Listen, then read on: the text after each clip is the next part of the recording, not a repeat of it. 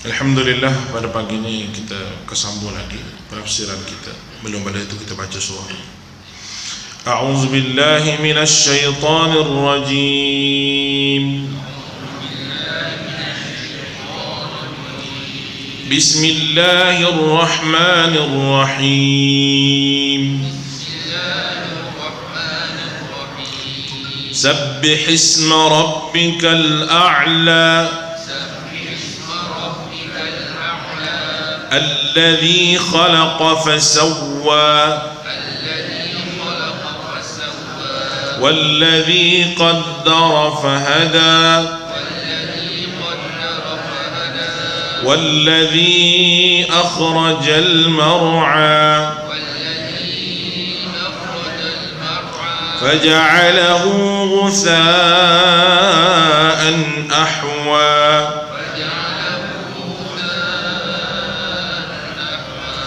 سنقرئك فلا تنسى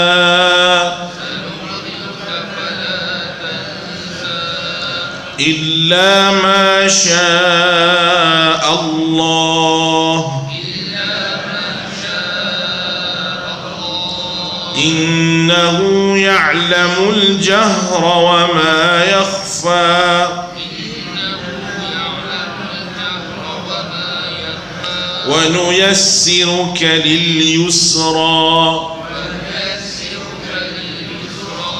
فذكر إن نفعت الذكرى سيذكر من يخشى يذكر من يخشى ويتجنبها الأشقى الذي يصلى النار الكبرى ثم لا يموت فيها ولا يحيا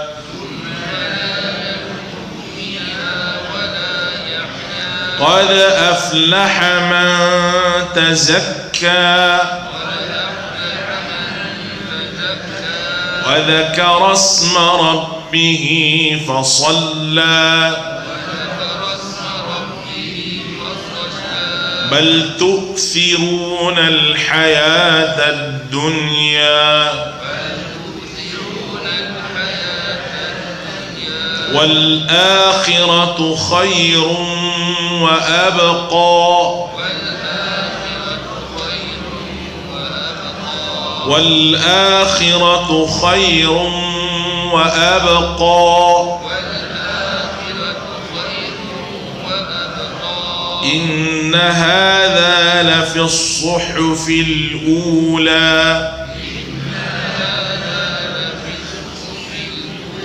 صحف إبراهيم وموسى.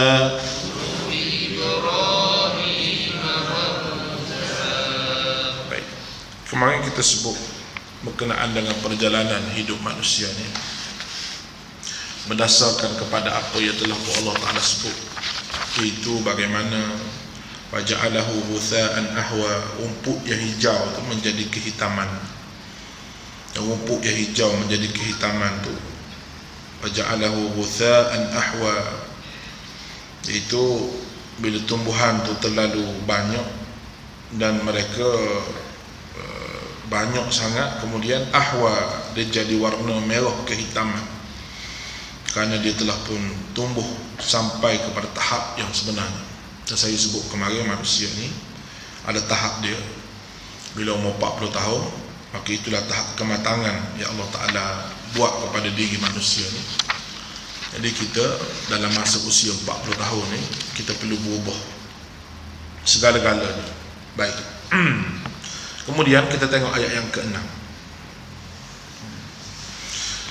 Dalam ayat ni Allah Ta'ala menjamin untuk mengajar bacaan Al-Quran, khususnya ayat ni pada Nabi Muhammad sallallahu alaihi wasallam. Allah Ta'ala sebut sanuqri'uka fala tansa, kami sentiasa akan jadikan kamu ni wahai Muhammad dapat membaca Al-Quran sehingga engkau boleh hafaz dan tidak lupa. Allah SWT berfirman ni, yang mana Allah Ta'ala akan jadikan Nabi ni boleh baca Quran dan tidak lupa dengan ayat-ayat Quran. Dia merujuk pada apabila Nabi ni mula terima wahyu. Nabi mula terima wahyu. Dan kita boleh tengok ketika mana mula Nabi terima wahyu ni merujuk kepada kisah bahawa Nabi ni tidak sebut pada Jibril bahawa dia tidak pandai membaca. Ma ana biqari, aku bukan seorang yang boleh membaca. Tapi Jibril suruh juga Nabi kata, Iqra ya Muhammad, baca wahai Muhammad. Dia pun orang panggil tekan tubuh Nabi, tak boleh bernafas Nabi kita. Sian juga Nabi kita ni, suruh membaca tak boleh baca. Tapi Allah Subhanahu Wa Taala telah berjanji pada Quran satu ni Muhammad boleh baca. Dia tujuan Allah Ta'ala buat Nabi tak erti membaca ni, dia banyak tujuan, banyak sebab dia. Di antaranya supaya orang tak boleh pertikai Muhammad ni kalau dia tu jenis orang yang boleh membaca, boleh bersyair dan sebagainya. Orang akan kata Muhammad ni dia ada ilmu bahagian bahasa ni. Lalu Quran ni dia reka malam-malam, pagi-pagi dia baca. Dia reka malam-malam, pagi-pagi dia baca. Maka bila Nabi itu sendiri tidak pandai membaca dan tidak pandai menulis, bermakna tertolaklah hujah bahawa Nabi itu reka Quran. Dalil Nabi tidak pandai menulis ni apabila Nabi SAW suruh Sayyidina Ali tulis perjanjian Hudaibiyah, tanda tangan. Ditulis oleh Sayyidina Ali, Bismillahirrahmanirrahim min Muhammad Rasulullah. Musyrikin Mekah kata, buang Bismillahirrahmanirrahim, buang tu Ar-Rahman Ar-Rahim tu kami tak mendengar. Kami nak Bismikallahumma, kami nak bunyi gitu. Bismikallah, dengan nama Allah. Ar-Rahman Ar-Rahim tu kami tak kenal siapa dia. Musyrikin Mekah kata. Sebab Ar-Rahman Ar-Rahim inilah menafikan syirik. Sayyidina Ali, Nabi kata buang. Sayyidina Ali buang, Ali buang. Ali tak mau buang, tak sampai hati nak buang nama Allah. Nabi tanya Sayyidina Ali, di mana Ar-Rahman Ar-Rahim? Dalil dia, di mana Ar-Rahman Ar-Rahim, cuba tunjuk pada aku. Ini Ar-Rahman Ar-Rahim. Nabi ambil air liur dia, Nabi sapu. Nabi sendiri sapu kata Ar-Rahman dengan Ar-Rahim. Min Muhammad Rasulullah, tak mahu Muhammad Rasulullah, bin Muhammad bin Abdullah. Aku tahu mu Rasulullah, aku lawanmu, dia kata. Musyrikin Mekah kata. Merah padam muka Sayyidina Umar nak boleh nampak. Tapi sabar. Mana Rasulullah, mana tulis? Nabi tanya Sayyidina Ali, ini Muhammad Rasulullah. Nabi ambil air liur dia, Nabi sapu yang kedua. Itu menunjukkan dalil. Dalam bab lain Nabi tak boleh baca, tapi dalam bab Quran Allah Ta'ala boleh bagi Nabi baca. Bukan baca, ingat. Yang keduanya, Allah Ta'ala berjanji bahawa tidak akan lupa ke ayat-ayat yang diberikan kepada Nabi SAW. Sebab Nabi ni bila terima wahyu, dia ada rasa bimbang, takut dia lupa. Sebab tu Allah Ta'ala sebut dalam suratul Qiyamah ayat nombor 16. Kalau kita nak jelas lagi, Allah Ta'ala sebut, la tuharrik bihi lisanaka lita'jala bih. La tuharrik bihi lisanaka lita'jala bih. Jangan kamu gerakkan lidahmu untuk baca Quran kerana nak cepat-cepat menguasainya wahai Muhammad. Sebab bila Jibril baca tak dah habis lagi, Nabi nak baca dan Nabi takut lupa. Allah Ta'ala kata, aku tak akan lupakan kamu. Jangan bimbang wahai Muhammad. Maknanya satu Jibril baca, Nabi ikut. Satu Jibril baca, Nabi ikut. Itu adab talaqi Al-Quran. Ya? Adab kita bertalaqi Quran macam pagi-pagi ni sebab tu kita baca dulu. Kerana Quran diturunkan begitu. Baca, lepas tu ada orang ikut, lepas tu kita tengok syarah dia. Adab baca Quran dia begitu. Dia mesti baca. Dan alhamdulillah lah, kita belajar dulu pun begitu juga. Saya belajar lagu begitu juga. Dan guru kita ni mesti ada sanad. Sanad dia mesti ada.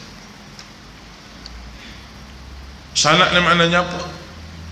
Apa yang dia mengaji itu sampai pada Ibnu Abbas, sampai pada Nabi. Semua sanad tafsir ni mari pada Ibnu Abbas. Dia akan pergi kat tu. Marilah ulama-ulama mana pun, dia akan pergi kepada Ibnu Abbas.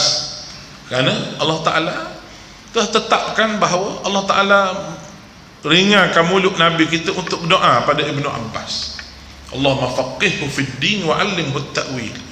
Ya Allah, berilah kefahaman agama kepada budak ni Ibnu Abbas ni, dan 'allimhu at-ta'wil, alim bahagian tafsir. Tengok sahabat tua-tua mana pun dia tanya Ibnu Abbas. Sebab doa Nabi berkat. Doa Nabi diterima oleh Allah, dan dia alim sungguh Ibnu Abbas ni. Anak murid dia beberapa orang, Qatadah, Mujahid dan sebagainya, peringkat-peringkat tabi'in, anak murid dia. Dia mesti sampai jalur tu. Mesti sampai jalur. Cumanya ada dua sistem Pakistan. Satu tafsir sistem Arab, satu agak berlainan. Kalau macam saya ni mari ikut ni kat Pakistan, mari ikut Syah Waliullah Ad-Dihlawi, pergi atas lagi sampai ke Nabi SAW. Maka saya ajar pada tuan-tuan ni adalah ilmu yang bersanad, yang bersambung talian dia. Tu sanad tafsir. Dari sudut sanad Quran pun ada juga begitu. Sanad Quran pun ada. Mana kita baca sanad Quran satu, yang kedua kita baca sanad tafsir satu. Orang duk cari-cari sanad ni. Ada setengah guru tu meniaga jual sanad ni. Nah, tu cari makan betul. Ada hal sanad tipu pun ada. Ada juga orang nak sanad dia tu sampai ke Nabi, dia keturunan Nabi ke dak. Dia pergi ke Mesir, ada satu tempat tu, anak arwah Dr. Jihad Thailand, dia cerita pada saya. Ada ustaz dia kata tempat tu ada. Kalau ustaz nak pergi, kita boleh kita tunjuk tempat yang mana orang kata dia tu adalah orang yang boleh tengok keturunan kita ni sampai ke Nabi, tapi kena bayar ke dia. Kita pun tak tahu keturunan kita. Kalau duduk Mesir tahu keturunan kita, pelik sungguh. Tapi orang Melayu duk cari situ. Habib-habib Indonesia mana pergi, keturunan saya bukan, dia pun sebut keturunan kita, awak dia pejam mata sekejap, dia tulis. Oh, dia kata keturunan Nabi, $200 bayar. Jadi apa boleh letak al belakang tu. Tuan Nabi ada Al-Haddad, Al-Idrus, Tuan Nabi dengan jalur dia tidak betul. Aku aja boleh, dia tak payah bayar pun, dia memang dia keturunan. Nasab dia ada di Hadratul Maut tu, kalau kita tengok keturunan daripada Jamalul Lain. Tak payah bayar apa pun, memang titih dia situ. Sekali dengan Raja Jordan dan sebagainya. Itu daripada Ahlul Bait. Itu pada Ahlul Bait.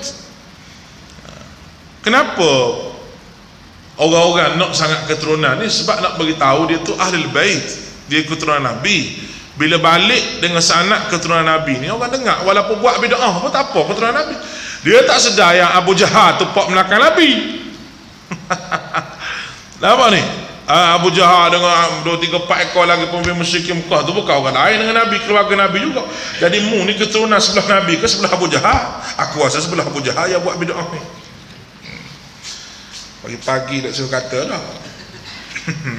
Ni la tuharrik bihi lisanaka li ta'dala bi. Itu ayat suratul Qiyamah ayat nombor 16. Ya Muhammad, kamu jangan bimbang. Itu jaminan Allah Ta'ala. Allah Ta'ala beri pada Nabi. Dalam surah Taha 1 dan surah Al-Qamar pun ada disebut lagi tentang kerisauan Nabi. Nabi risau bila Al-Quran diturunkan, Nabi tidak mampu. Nabi tidak rasa tidak mampu untuk ingat. Tapi Allah Ta'ala tolong Nabi. Allah Ta'ala sebut ayat-ayat begini supaya tak mau bagi Nabi kita risau. Ini sebab manusia ni kalau dia risau sesuatu perkara sangat, dia tak boleh fokus juga perkara lain. Terlalu ambil pot, dia kata, terlalu ambil pot satu perkara, dia kata tidak akan boleh fokus satu perkara yang lain. Sebab tu kerisauan ni dia akan terhenti apabila ada tawakkal ala Allah. Wa man yatawakkal ala Allah fa huwa hasbuh. Siapa yang menyerah diri pada Allah, tawakal, fa huwa hasbuh, Allah Taala akan cukupkan pada dia. Jadi jangan kita terlalu bimbang dengan satu perkara. Sayang pada anak, bimbang sangat ke anak begitu begini siapa telajak fikir sehingga jadi bimbang, jadi penyakit pula pada diri sendiri. Sepatutnya tawakal ala Allah, serah pada Allah Subhanahu Wa Taala. Itu konsep dalam agama supaya tidak mahu jiwa kita ni orang panggil berserabut dengan perkara-perkara yang lain. Sebab kita terlalu fokus kepada satu perkara. Oh, bimbang sangatlah saya begini, bimbang hak penyakit. Bimbang hak penyakit, duk fikir hak penyakit, lagi sakit. Tapi kalau bimbang hak penyakit, kita jaga supaya tak mau bagi kena penyakit ni. Lepas tu kita pun makanlah apa, ubat ke apa, lepas tu tawakal ala Allah, serah pada Allah Ta'ala. Kerana Tuhan janji dah tadi, fahuwa hasbuh, Allah Ta'ala akan cukupkan segala yang kita tak cukup, baik duit ke apa sahaja ke. Tawakal tu cukup penting, serah pada Allah tu cukup penting, dan berharap pada Allah cukup penting hidup kita. Kerana Allah Ta'ala akan tolong kita. Allah Ta'ala ni dia baik, dia tolong banyak perkara. Cuma kita malah minta dengan dia. Orang malah satu perkara ni tak ada apa, nak buat macam mana? Orang malah, kita nak macam mana?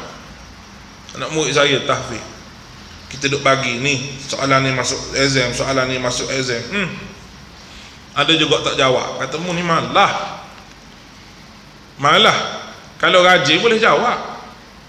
Dah kita bagi tahu dah soalan ni masuk soalan macam-macam. Sebab malah satu perkara, malah tak ada ubat tak ada ubat. Malah nak mari masjid, malah nak semayang, malah semua malah ni tak ada ubat.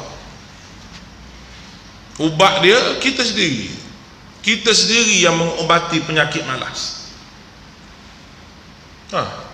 Kalau kita tak ubat penyakit malas ni, lama-lama syaitan sampai tahap malas semayang ni orang munafik. Wa idza qamu ila shalah qamu kusala makna malas. Bila mereka berdiri semayang, mereka malas semayang. Yura'unan nas, tapi takut orang kata dia semayang juga. Takut orang kata semayanglah dia, tapi dia tu malas semayang. Kerana semayang sebab apa? Bimbang, takut orang kata dia ni tak semayang lah apa, bagilah semayang. Balik kurang seminggu sekali Jumaat. Dah ditimbul hari Jumaat, dia panggil Tok Lebah Kapal Selam. Jumaat dia ada, hari lain dia tenggelam, senyap, sunyi, tak tahu duduk di laut mana, tak tahu. Letih juga begitu. Kerana malas. Cuba kita fikir, sehari-hari hidup kita tu, kita perlu 5 waktu je sembahyang jemaah, 5 waktu. Bukan 6, bukan 7, 5 waktu je. Tapi tak nak istiqamah juga. Bulan-bulan puasa nanti kita ajar diri kita supaya istiqamah dengan solat berjemaah. Allahu Akbar. Baik.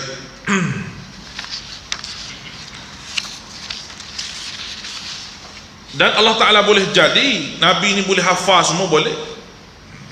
Dan fala tansa sanuqri'uka fala tansa, kamu tidak akan lupa. Tidak akan lupa maknanya jangan kita silap terjemah pula.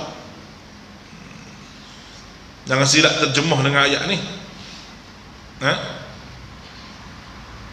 Kerana ada ayat Quran satu lagi, kalau kita tengok dalam suratul Qasas ayat 77, wala tansa nasibaka minad dunya, jangan engkau melupakan bahagianmu di dunia. Dalam surah Al-Qasas tu ada larangan, tidak sama dengan ayat Al-A'la ni, tak sama. Kalau Nabi disuruh jangan lupa, tentu Nabi lagi teruk, rasa dia macam mana, dan Nabi akan rasa tertekan. Maknanya fala tansa ni dalam ayat ni jangan lupa, bukan maksud jangan tu. Kalau jangan tu arham, lagi tertekan. Muhammad, aku akan mudahkan kamu, tapi kamu jangan lupa. Tertekan Nabi. Sebab lupa ni sifat manusia. Boleh faham ni? Tapi fala tansa, walaupun la tu maknanya larang, tapi la di sini bukan makna larang. La ni adalah penafian bahawa kamu tidak akan lupa, maknanya. Itu fala. Kalau ada la saja, wala tansa nasibaka minad dunya, surah Qasas ayat 77, jangan kamu lupa, ni arhan. Jangan kamu lupa bahagia kamu di dunia. Maknanya ada benda yang kamu kena ambil dunia ni, tapi tak banyak. Boleh rujuk suratul Qasas ayat 77. Saya nak beritahu bahawa la larang dengan la satu lagi ni tak sama. Walaupun dalam Al-Quran ada la larangan, jangan Muhammad, kamu jangan lupa bahagia kamu dulu, itu arhan. Tapi fala tansa dalam ayat ni bukan bermakna jangan lupa. Kalau Allah Ta'ala beri arahan, Muhammad, aku akan mudahkan kamu Quran ni, tapi kamu jangan lupa. Tertekan, jiwa tu tertekan. Sedangkan Allah Ta'ala nak mengubah perasaan Nabi yang takut lupa tadi. Allah Ta'ala kata fala tansa, bermakna Muhammad, kamu tidak akan lupa. La di situ makna tidak akan. Itu dari segi bahasa. Ayat yang ketujuh, illa ma syaa Allah innahu ya'lamul jahra wa ma yakhfa. Walaupun Allah Ta'ala berjanji Nabi Muhammad tidak akan lupa, tetapi ada ayat yang Nabi akan lupa juga. Macam mana ni? Dan ini illa ma syaa Allah, memang ditakdirkan oleh Allah Ta'ala. Memang ada perkara yang hendak Nabi Muhammad SAW tu, Allah Ta'ala nak Nabi tu lupa, ada. Baik. Illa masya Allah, kalau Allah Ta'ala kehendaki, innahu ya'lamul jahra wa ma yakhfa, sungguhnya dia mengetahui terang lagi tersembunyi. Baik, kita tengok. Illa masya Allah, kecuali Allah Ta'ala kehendaki, Nabi akan ingat, kecuali Allah memang sengaja nak melupakan dia. Allah Ta'ala mahu manusia melupakannya. Dia gini, ni adalah salah satu benda yang kita kena mengaji, satu kaedah tafsir. Nak faham ke tak mau faham pagi ni tak tahu lah, nak sebut dulu. Tapi saya kena sebut lah pasal dia melibatkan kaedah. Dia panggil nasikh wal mansukh. Ayat ni ada, tapi ada ayat lain yang menasahkan ayat ni, menyebabkan ayat tu tak terpakai. Ada ayat saja. Dalam Quran contoh bab arak, yas'alunaka 'al khamri wal maisir, mereka bertanya arak, wahai Muhammad, qul fihi ma ithmun kabir, kamu sebutlah dia tu merupakan dosa yang besar, kekejian yang amat sangat.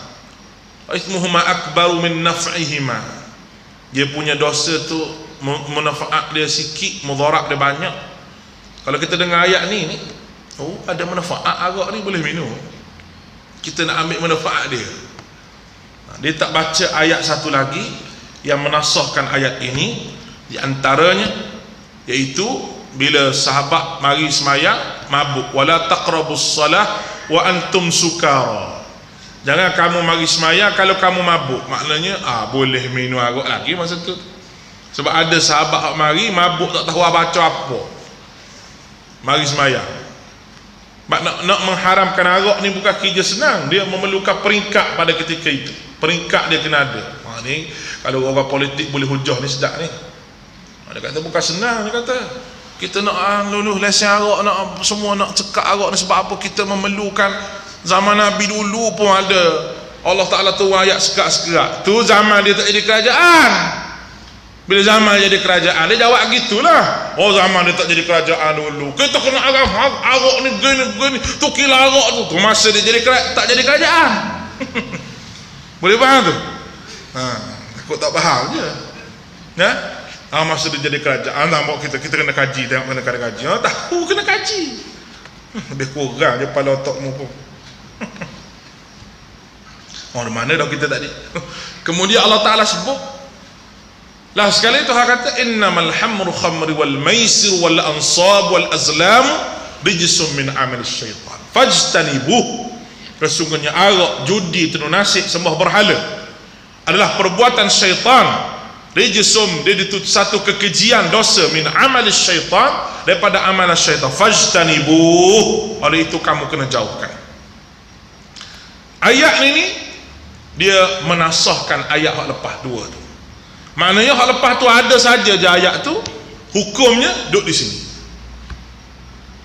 Boleh faham ni? Jadi ayat kita ni, illa masya Allah, kecuali ada benda yang Allah Ta'ala nak suruh Nabi tu lupa, kerana ada ayat lain yang menyebut situasi yang berbeza.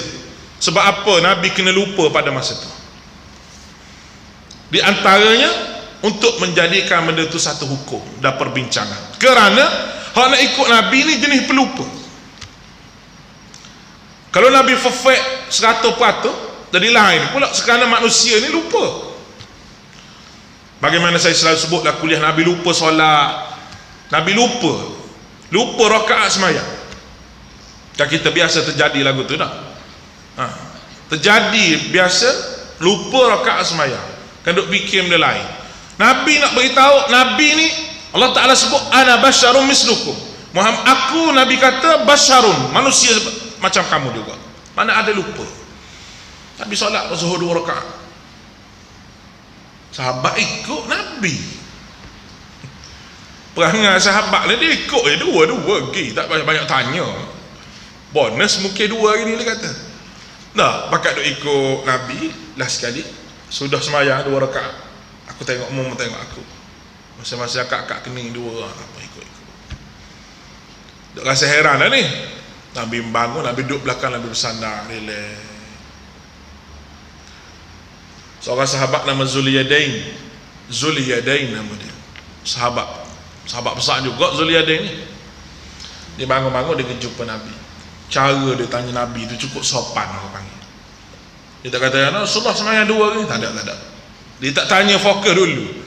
Dia kata, Rasulullah, adakah Allah Ta'ala hari ni suruh kita sembahyang 2? Dia tanya sebab Nabi. Bukan dia kata, Rasulullah ni makan apa, lena apa. Itu cara kita tanya tak? Dia tanya dulu. Sebab ni Rasulullah ada syariat ke sembahyang 2 rakaat, ataupun Rasulullah nak pergi musafir mana-mana, ataupun Rasulullah lupa tu tak akhir sekali. Kalau tengok riwayat Nabi berkerut juga kening dia. Nabi ingat lupa gitu. Nabi kata, sembahyang 4 tadi, Nabi kata 4 sembahyang. Sahabat ni pun rasa confused juga, sebab Nabi kata 4, dia takut dia tu lupa. Tak. Dia kata, Rasulullah cuba tanya orang lain. Dia kata, tanya orang lain, sembahyang belakang. Rasulullah tanya, betul kata Zuliyadain ni, wahai sahabat, aku sembahyang 2? Ya Rasulullah 2, kami ikut lah 2 lah. Tak ada bantah lah tak. Rasulullah bangun, tambah lagi 2 rakaat. Di sini menjadi perbincangan di kalangan ulama, sebab Nabi dah bercakap, Nabi dah rehat di belakang, Nabi dah bercakap masa yang agak lama. Rupanya boleh sembahyang 2, tambah lagi 2. Contoh kalau tengok kita sembahyang 2 je, sembahyang zuhur, tak tahulah hari tu kita berkali boleh jadi duit, tak boleh lagi, kerajaan tak masuk lagi, boleh jadi duk fikir duit tu, jadi sembahyang zuhur 2 rakaat. Duk kali sembahyang tu sembahyang 2 rakaat. Ada orang tengok kita belakang sembahyang 2 rakaat, kita orang tu pergi, kita naik motor dah pergi sampai di rumah kita dah, buka baju dah. Orang tu pun sampai, saya tengok saya duduk belakang tadi, tak sempat nak beritahu kau awak tadi, awak sembahyang 2 je. Kita boleh tambah 2 lagi walaupun naik motor balik di rumah dah. Kerana lupa. Tu lupa. Rasulullah pernah lupa juga dalam hal-hal lain. Bagaimana saya pernah cerita Rasulullah lupa mandi junub, begitu juga. Rasulullah sembahyang subuh, Allah senyap gitu. Jatuh tangan masuklah rumah. Sahabat kata tak pernah berlaku ni. Tak pernah berlaku lagi situasi begini. Rasulullah keluar daripada rumah dia tu, basuh rambut, basuh janggut semua. Sahabat tanya, apa Rasulullah basah-basah ni? Rasulullah kata lupa mandi junub. Oh, sahabat angguk gitu. Semayang baru nak semayang subuh kerana lupa mandi junub. Tu Iman jangan buat gitu. Makmur sepak lah. Balik-balik di rumah tu Ustaz, dia kata lupa mandi junub, jangan. Jangan buat gitu. Nah, dia nak bagi tahu Rasulullah tu lupa Rasulullah. Dan hal-hal yang lain pun ada beberapa perkara yang Allah Ta'ala sengaja melupakan.